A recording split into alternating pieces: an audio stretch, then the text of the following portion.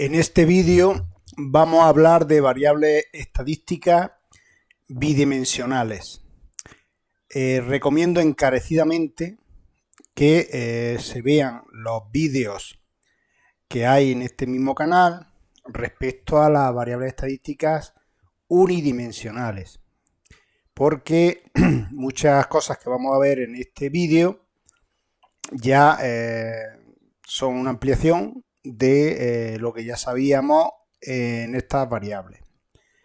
Por lo tanto, importante, si no tenéis una buena memoria o no os acordáis porque hace ya tiempo que no habéis seguido la estadística, importante ver esos vídeos.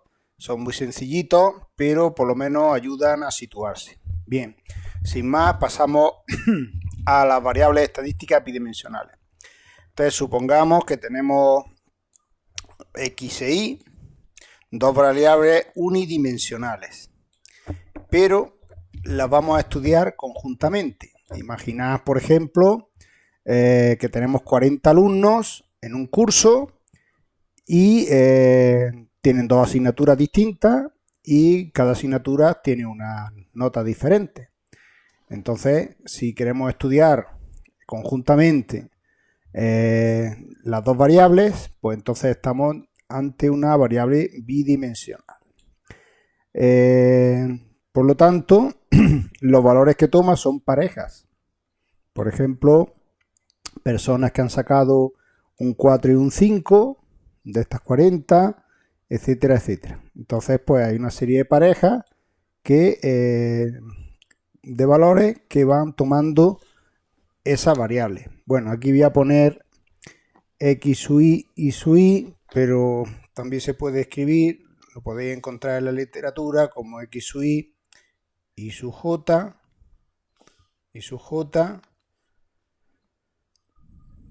para IJ distinto de N. ¿De acuerdo? Podéis encontrarla de las dos maneras. Bien, nosotros lo vamos a usar con la notación IJ. Para empezar, cuando tenéis una variable bidimensional y una vez que habéis recogido los datos, podéis organizarlos en tablas de frecuencia. Exactamente igual que hacíamos con las variables estadísticas unidimensionales, que recuerdo que eran discretas y continuas. Pues aquí sucede exactamente lo mismo. Y también podemos representarla gráficamente mediante lo que llamamos un diagrama de dispersión o nube de puntos.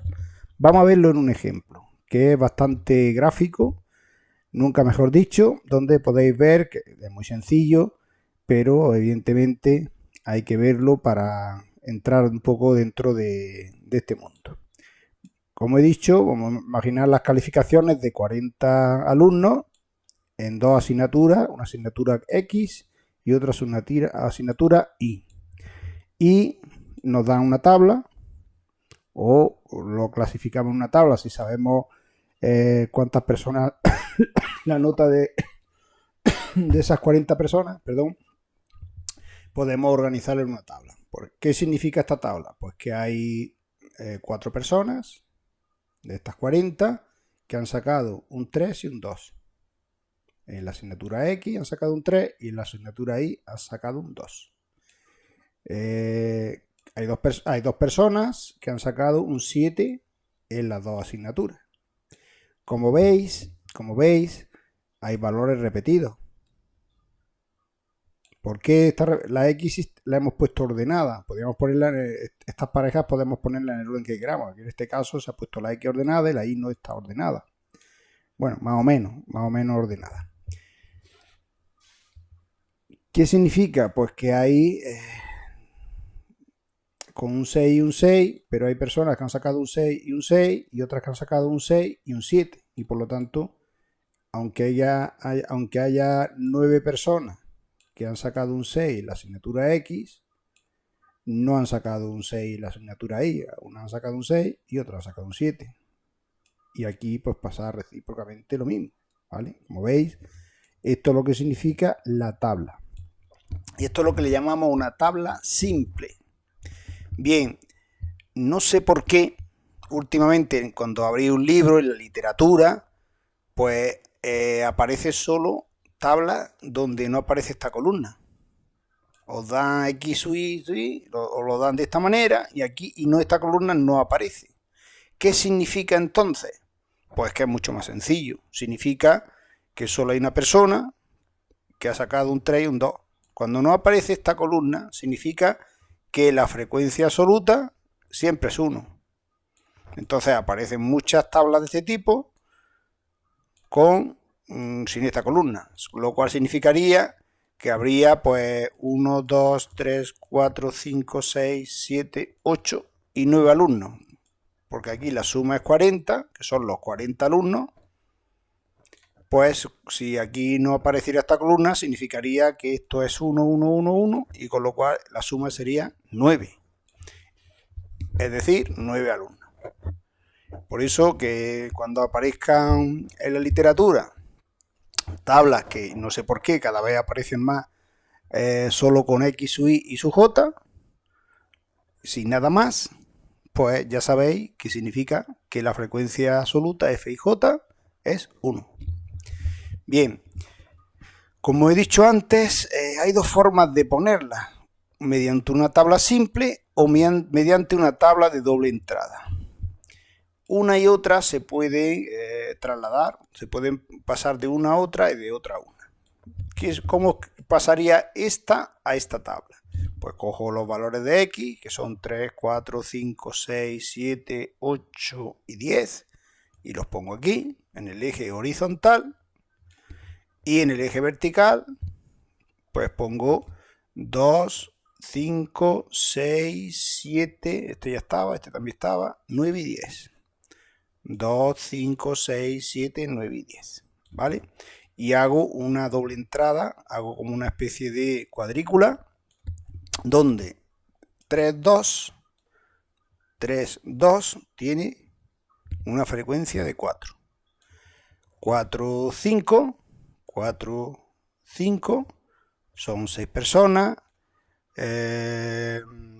5 son 12, 5 son 12 personas, y así vamos representando todas las casillas donde aparezca alguna frecuencia. Evidentemente, las que no hay nada significa que es 0, que hay 0 alumnos, por ejemplo, aquí, que han sacado un 4 y un 6. No hay ninguno. Si buscáis aquí en la tabla, no hay nadie que haya sacado un 4 y un 6. Por lo tanto, 4 y 6, que es la frecuencia 2, 3, F2, 3, es 0. Por lo tanto, aunque he puesto una raya, podría poner todo lleno de 0. Pero bueno, poniendo una raya creo que es más visual porque se ven solo los números que aparecen aquí. ¿Cómo paso de aquí a aquí? Pues lo mismo. Pues cojo 3, 2 y 4. Este número de aquí, pues 8, 9, 1. 8, 9, 1. ¿Vale? Empezamos despacito y con buena letra y pasamos a esta tabla.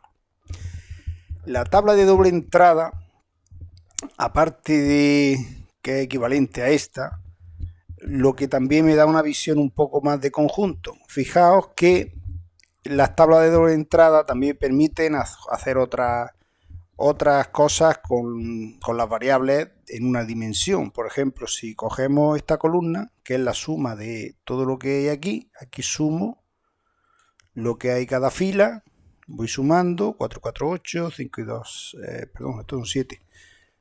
Perdón, esto es un 7. Bien, viene bien repasar de vez en cuando porque esto es un 7. ¿Vale? Bien, aparte de los despistes, bueno, vamos sumando de las filas y aquí van los resultados. Y lo mismo aquí, si sumamos las columnas, 4, 6, 12, 9, 6, 1 y 2. Aquí no me despista. Bien, esta es la distribución marginal de Y. ¿Qué significa? Que como si no hubiera X, como si esta hubiera borrado esto de aquí y hubiera agrupado los datos. Con 2 hay 4, con 5 hay 18, están aquí, con 6 hay 4 y 4, 8, con 7 hay hay 5 y 2, 7 también. 7, aquí, sí. 5 y 2, 7. Con 9 hay 1 y con 10 hay 2. ¿Vale? Es como si me olvidara de la X y solo me concentrara en organizar esta tabla y hacer como una variable como si fuera de dimensión 1. Por eso se llama marginal de Y, porque solo la Y.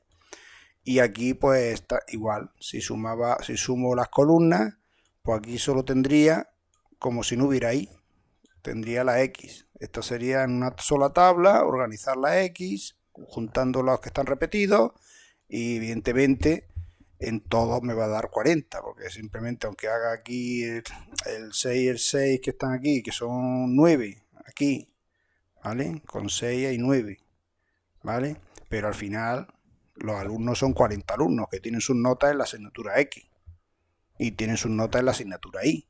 Solo que si me olvido de una de ellas, pues aquí tengo solo las de X, porque sumo la X, y aquí tengo solo las de Y, porque sumo la Y para toda la X. Y tengo las distribuciones que se llaman marginales, ¿vale? Por lo tanto, evidentemente, si sumáis esta fila da 40, son todos los alumnos de la asignatura X, y aquí si sumáis esta columna también da 40, son los alumnos de la asignatura Y, que son los mismos. 4 y 8, 18 y 4 son 22, y 8, 30, 37, 38, 40, ¿vale? Y si lo hacéis aquí, exactamente igual. Entonces, incluso esta tabla de doble entrada también me permite hacer cosas como estudiar solo los alumnos que tienen un 6, que son 9 alumnos, ¿vale? Entonces sería estudiar la variable Y solo para los alumnos que tienen un 6. O si cojo esta fila, solamente me olvido de toda la tabla y me quedo solo con esta fila, estaría estudiando las notas de X1, X2 hasta X7 de los alumnos que tienen, ¿qué fila he dicho esta? Que tienen un 6. O si cojo esta fila, que tiene un 7. ¿Vale? Es decir, que me permite hacer ahí sus grupos y estudiarlos y hacerle sus medias, varianzas, lo que hacíamos en lo que he dicho al principio de este vídeo, de ver los temas anteriores y quedarme solo con una parte que me interese en un momento dado estudiar. Esto que parece muy inocente, como podréis adivinar, tiene hoy en día muchísimas aplicaciones, porque aquí lo que se está haciendo es recopilar información. Aquí estoy hablando de notas, pero en las redes sociales la gente cuando le da los likes, eso se almacena en tablas. Aquí solo hay dos variables, X y Y, pero cuando hay muchas más, también se pueden hacer otros estudios donde decir, bueno, vamos a ver todas las personas que les gusta el fútbol, que van a tal sitio, qué tipo de productos le podemos vender. Es decir, que esto ahora mismo es la información ahora mismo en el mundo vale más que el petróleo. De hecho, las grandes empresas ahora mismo que están triunfando, lo que manejan es información. Por eso, estas cosas no son inocentes. Esto permite estudiar por personas, los que han sacado un 6, pues bueno, vamos a decir que son los que les gusta, los que ganan más de 1000 euros, que es lo que consumen. En fin, que puede, en vez de 6 puede ser 1000. Es decir, que aquí tiene mucho se saca mucha información y esto es oro. Vale su precio en oro. Bien. Bueno, pero olvidamos el tema práctico y seguimos con nuestro tema matemático, que es lo que estamos estudiando en este vídeo. Y, por ejemplo, ¿cómo representamos gráficamente estos datos? Pues muy sencillo. Ponemos nuestro eje X, que es el eje horizontal, ponemos nuestros valores, que son estos, 3, 4, 5, 6, 7, 8, 9 no hay nadie, aunque lo pinte, 10, y cogemos el eje Y, 2, 5, 6, 7, 9,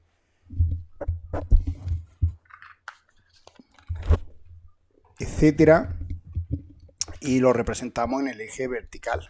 ¿Y ahora qué hacemos? Pues, por ejemplo, me voy aquí al 3, 2, 3, 2, y hay 4 personas, 4 alumnos, pues los pinto de una manera simétrica en torno al punto central, donde se cortan los dos ejes, pinto mis 4 puntos. Este de aquí, 12, 5, 5, pues 5, 5. Pinto 12 puntitos así como rodeando al centro, como se pueda, porque a veces ya sabéis que el espacio que tenemos es justo y al final pues completamos todos los datos, por ejemplo este que es 1, que es el 8, 9, 8, 9, que es 1, pues aquí no tenemos ningún problema. Evidentemente, cuando esto en una tabla que no aparece, solo no aparece esta columna, significa que todo es como esto, solo hay uno, ¿vale? Como pasa aquí o como pasa aquí, que no sé por qué lo he puesto ahí, bueno, supone que está aquí, en la cruceta, ¿vale? Lo he puesto ahí para, son 2, espérate, 10, 10, 2, ahí que se me ha perdido uno, por eso, a ver, aquí al reformar lo que sea se me ha borrado y a veces pues bien, vamos a ver, aquí está, aquí son 2, ¿vale? Bien, es decir, esto es lo que se llama un diagrama de dispersión y viéndolo visualmente, aunque no hagamos cuentas, que lo haremos después, nos da una idea de por dónde están agrupados los datos, dónde está la mayoría de las notas y nos permite sacar muchas conclusiones simplemente mirándolo a simple vista. ¿De acuerdo? Bien, pues esto es de entrada cómo podemos ver las tablas y cómo podemos organizarlas. Como veis es sencillo, simplemente pues hay que ser metódicos y metódicas y hacerlo sin despistarnos. Bien. Vamos a ver cómo se calculan los parámetros. Para los parámetros siempre es importante usar la tabla simple. A no ser que estéis estudiando alguna cosa así concreta de una sola dimensión, pero para estudiarlo conjuntamente siempre es importante hacer la tabla simple. Y para eso pues simplemente tenemos que completar estas 4, perdón, 1, 2, 3, 4, estas 5 columnas. Muy sencillo, pues es simplemente multiplicar x por f, lo ponemos aquí, eso lo volvemos a multiplicar otra vez por x, coloca x cuadrado y tenemos 36, 3 por 12, 36, y lo mismo hacemos con la y, 2 por 4, 8, y otra vez por 2 por 8, 16. Y esto es multiplicarlas las 3, esta por esta y por esta, pero si tenemos un poco de vista, pues no necesitamos hacerlo uno por uno. Simplemente esta se la multiplicáis por i, 12 por 2, 24. O esta de aquí, si la multiplicáis por x, pues 3 por 8, 24. Al final obtenéis el mismo resultado. Es aprovechar los cálculos que tenéis previos y volver a multiplicar para completarlo, ¿vale? Y al final, pues hacemos el sumatorio de todas estas cuentas.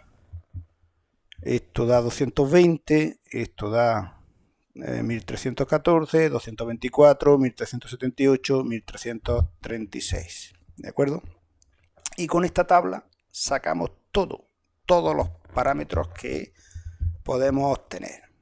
Empezando por la media. La media, pues la media, si recordáis, esto como no hay y, solo x, era por la suma de x por f dividido entre n.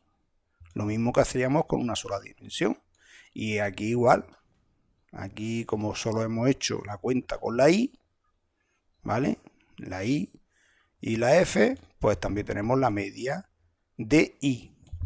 Y luego la varianza exactamente igual. Exactamente igual, porque aquí tenemos la de x. Aquí es x cuadrado por f, ¿vale? Aunque ponga f y j, están todas las f aquí, ¿vale? Todas que afectan a la x. Y le restamos la media al cuadrado y obtenemos su varianza. Y lo mismo hacemos con la y.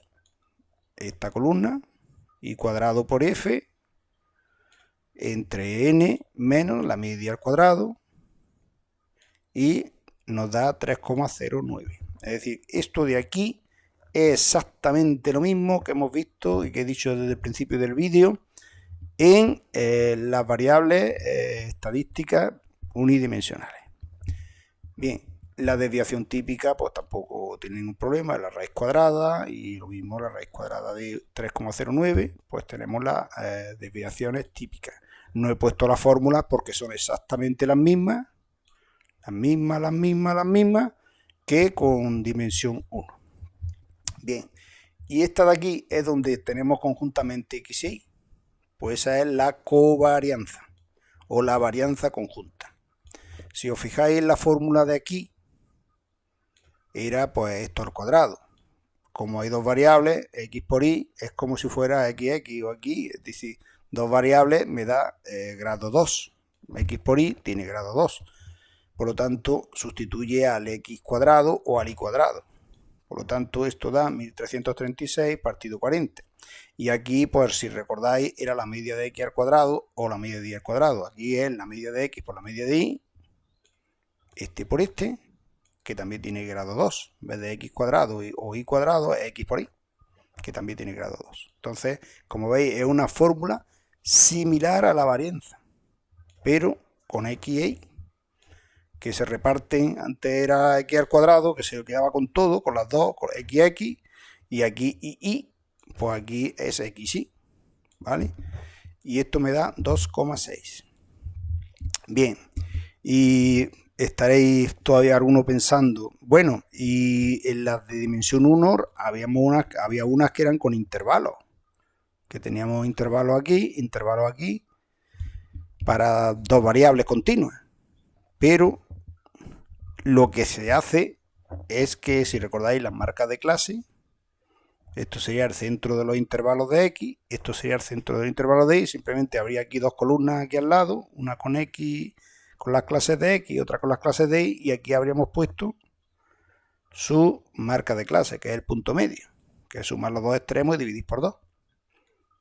¿De acuerdo? Por lo tanto, es un paso que no tiene mucho misterio y simplemente es tener en cuenta que en la variable continua utilizamos la marca de clase, que serían estas dos, justamente.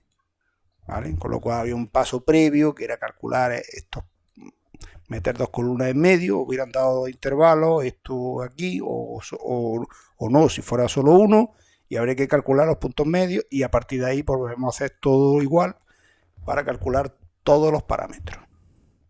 ¿De acuerdo? Bien, volvemos a la nube de puntos o al diagrama de dispersión.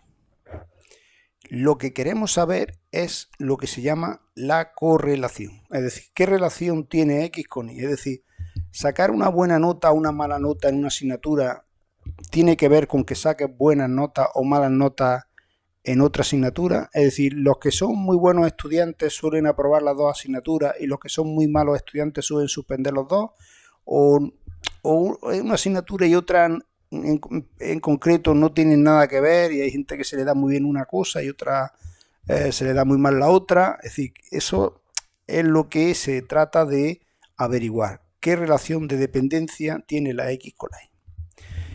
Pues esa relación puede ser lineal, es decir, que estén en torno a una recta, puede ser parabólica, así que la nube tenga una forma así como curva, o que sea, o haga una forma así más complicada, evidentemente, pero bueno, en este vídeo nos conformamos con que sea lineal, con que haya una recta que más o menos estén los puntos cerca o lejos de esa recta, ¿vale? Eso lo veremos a continuación. Y para eso lo que hacemos es calcular lo que se llama el coeficiente de correlación lineal. Lineal me refiero a la recta. Si eso está más o menos, tiene forma de una recta. Aquí parece que sí, que si tratara de una recta, los puntos están cerquita de una recta que trazar así, ¿vale? De eso se trata. Puede que no, ¿vale? Entonces lo que hacemos es calcular el coeficiente de correlación lineal, que tiene esta fórmula, s de x, que la hemos calculado antes, entre s de x por s de y. Es decir, la covarianza y las desviaciones típicas, ¿vale? Entonces, pues si recordáis, vamos para atrás, La covarianza era 2,6 y las desviaciones típicas era 1,61 y 1,75, como esto, ¿vale? Y esto me da 0,92. Hay que decir que este valor nunca supera, es como, se parece a las funciones trigonométricas, al seno y al coseno, nunca vale mayor que 1, es decir, que está entre menos 1 y 1, siempre, ¿vale? Si estáis haciendo el cálculo y os da 7 o os da menos 20, tened por seguro que os habéis equivocado en algún punto, porque esto nunca puede superar ni 1 por arriba ni menos 1 por abajo. ¿De acuerdo? Por lo tanto, en este caso da 0,92. Además, si recuerdo, esto es una raíz cuadrada, con lo cual estos dos números son positivos, y s de x y puede dar positivo o negativo, ¿vale? Esta cuenta de aquí puede dar positiva o negativa, ¿de acuerdo? Porque esta resta, si esto de aquí, por lo que fuera, da un número más pequeño que este de aquí, esto podría salir negativo, ¿vale? Pero s de x y son unas raíces cuadradas de un número positivo en ambos casos y siempre dan positivo, ¿vale? Bien, hecha esa aclaración, pues hay que decir que el signo de R depende del número que hay arriba, ¿vale? Por lo tanto, si esto da un número, si esto de arriba es un número positivo, decimos que hay una correlación directa. Es decir, que ya desde aquí podemos decir que la correlación es directa. Si diera negativo, sería una correlación inversa. Y si fuera 0, pues evidentemente es nula. No hay ninguna correlación entre la x y la y. Bien.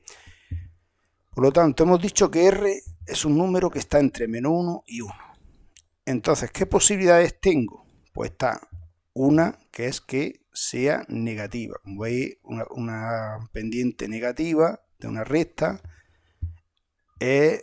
los puntos estarían puestos de esta manera. Bueno, he puesto aquí una recta que no, en fin, la he puesto como indicación, pero realmente lo que veríais en la nube de puntos serían los puntos solos, ¿de acuerdo? Entonces esto se llama dependencia funcional y esto evidentemente los puntos están justamente encima de una recta. Es decir, que a cada x le corresponde un y con la fórmula de una recta, que lo vamos a ver a continuación. Luego tenemos las otras opciones, que entre menos 1 y 0, pues se llama dependencia aleatoria. ¿Qué quiere decir eso?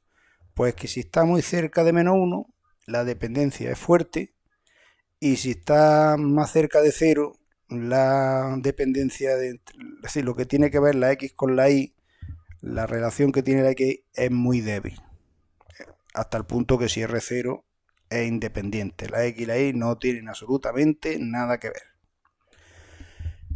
Luego, por el otro lado, por el lado positivo, pues lo mismo, tenemos cuando R está entre 0 y 1, significa que la nube de puntos tiene una forma tal como esta, cerca de una recta dependiente positiva, ¿vale? Y si está cerca de 0, pues lo mismo que antes, si está cerca de 0, en este caso la correlación entre ambas es débil, y si está cerca de 1, pues fuerte.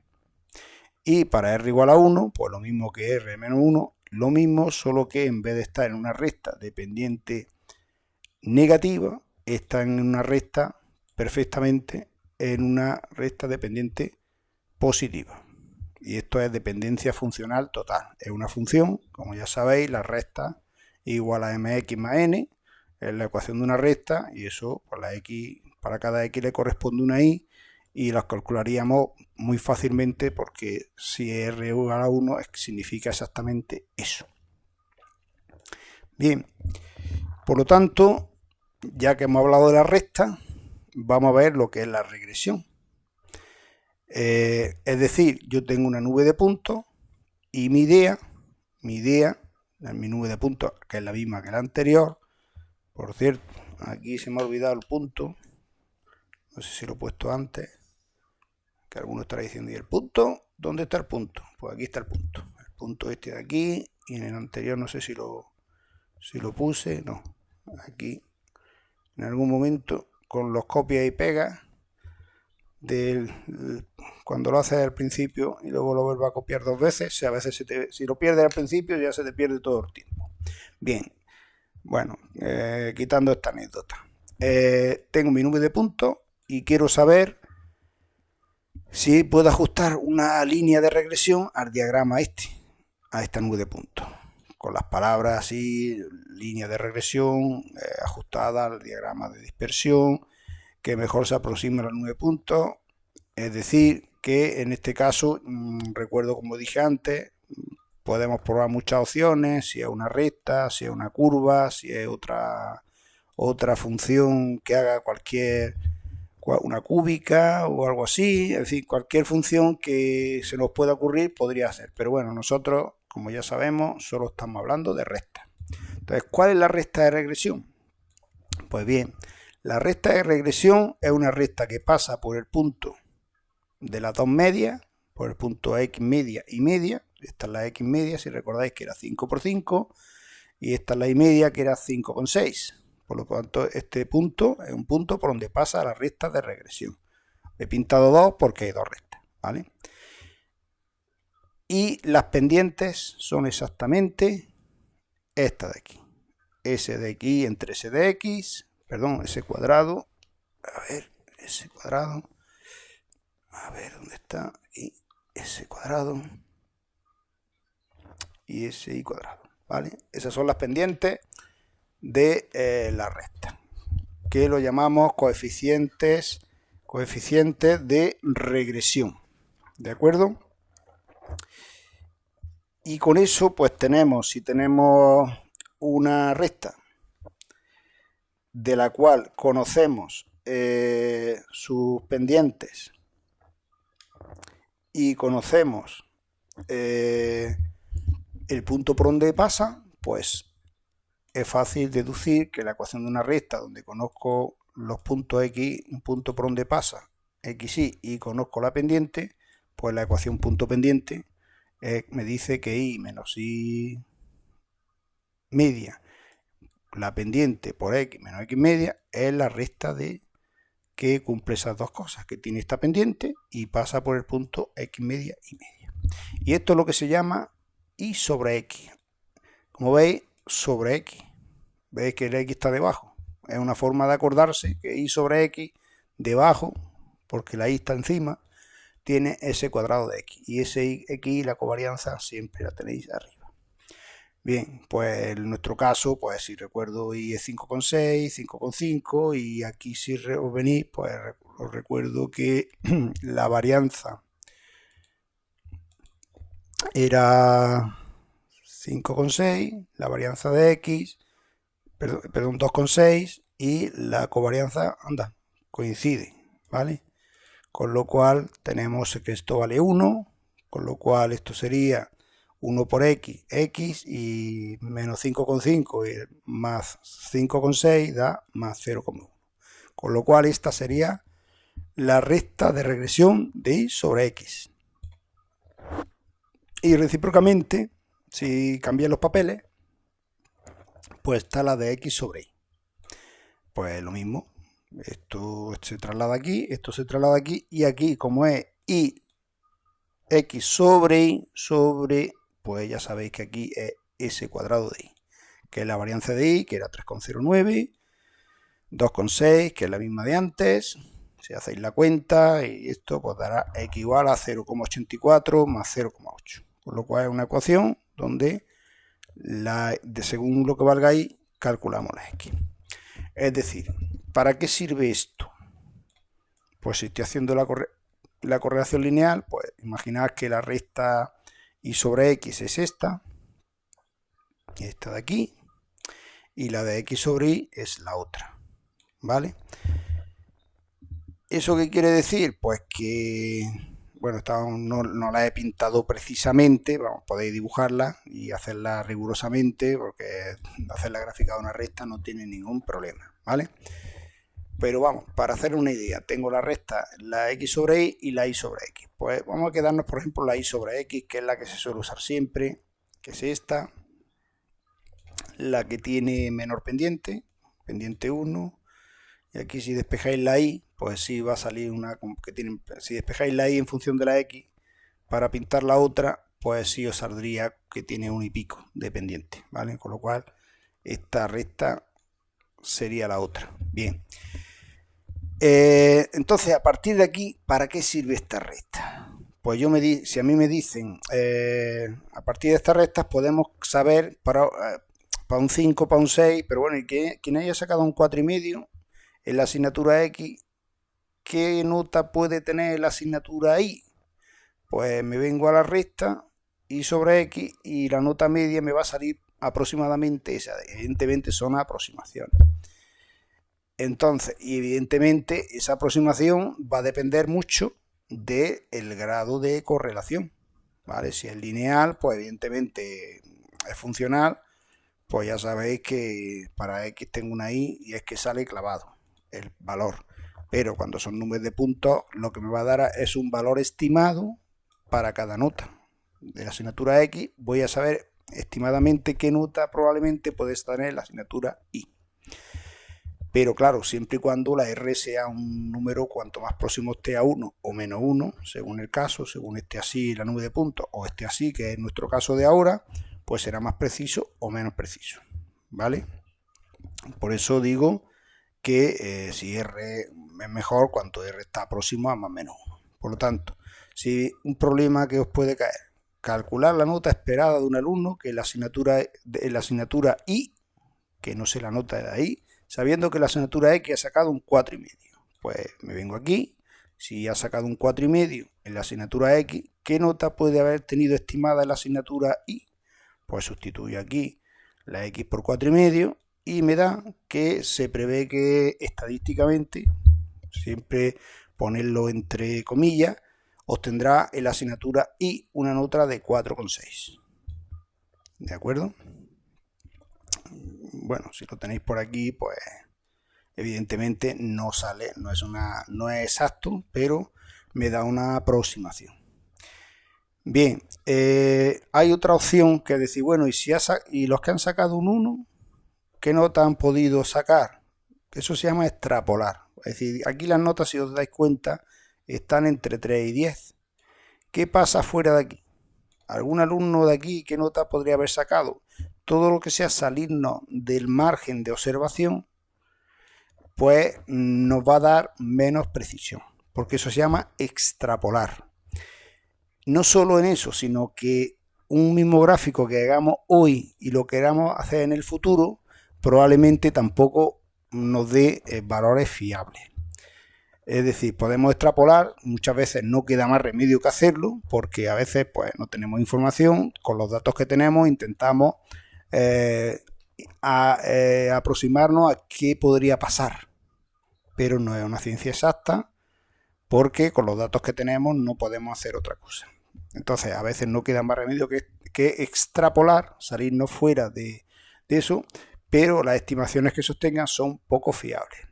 Un ejemplo. Imaginad que, además ahora está de moda con la pandemia, que sabemos el número de casos, según el número de casos que tenemos, imaginar 5.000 casos, el número de fallecidos que hay por una determinada enfermedad.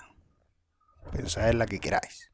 Pues hay una proporción a día de hoy, en las circunstancias actuales, sabemos que hay, según la medicina que tenemos, pues sabemos que por cada 1.000 personas pues hay un índice de mortalidad de X. Recuerdo que tenéis dos números. Un número es el número de casos y otro es el número de fallecidos, que tienen relación, evidentemente.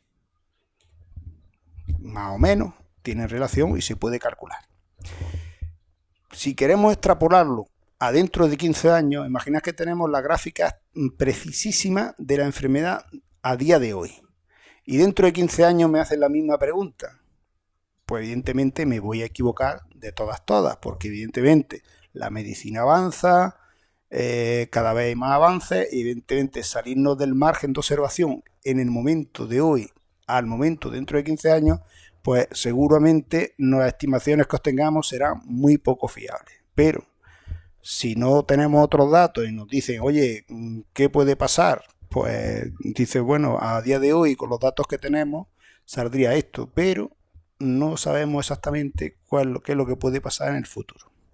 ¿De acuerdo? Bien, como veis, en este vídeo hemos dado un repaso somero a todo lo que es la estadística bidimensional y como veis, pues son temas muy de actualidad y que, como veis, es muy sencillo, pero evidentemente tenéis que darle un repaso a la estadística unidimensional y un poco pues entender los conceptos que se plantean aquí. Bien, con esto terminamos este vídeo y nos vemos en otro. Gracias.